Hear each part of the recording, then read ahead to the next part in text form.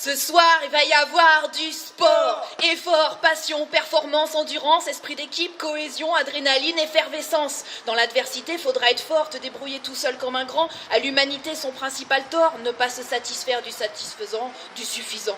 Lève-toi, bats-toi, conjugue tes efforts, que tu n'aies aucun remords. Bouge ton corps, plus d'efforts. Bouge ton corps, plus d'efforts. Bouge ton corps, plus haut, plus fort. Plus vite, cours, grimpe, vole, saute encore et encore. Mais avec toujours la même éthique, n'oublie jamais qu'avec les autres, tu fais équipe.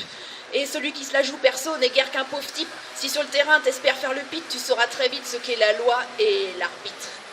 Oui, mais voilà, le sport c'est fatigant, alors l'idée d'en faire me courbature. Et comme c'est pas trop à fond la forme en ce moment, moi je préfère remonter un peu la couverture.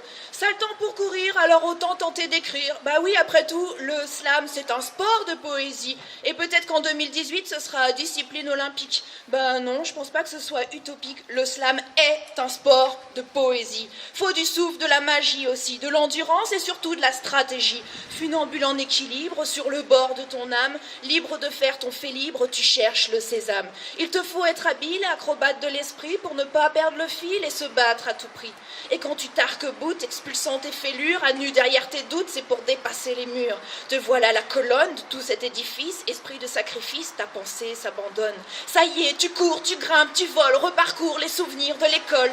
Et puis tu veux réussir à vaincre cette fièvre de chimère, convaincre et t'aduler par la force de tes vers, voulant faire briller ta fierté éphémère comme une aurore boréale au-dessus de la terre. Vainqueur sur le terrain, tu l'es surtout sur toi. Gagner contre soi-même est le plus beau des combats. Parfois elle roule, la boule du doute pervers qui te prend par la main comme un mauvais copain. Elle te coupe les jambes et tes forces délétères, tu perds la création pour n'être qu'un tout petit pantin. Alors l'idée doucement germe, parfois souvent, de devoir capituler, mais sous ton épiterne, ça bouillonne, ça tourbillonne, tu ne peux te résoudre à abandonner. Il faut que ça cartonne, que ça étonne, que ça détonne, même si tu sais que les meilleurs poètes ne gagnent jamais.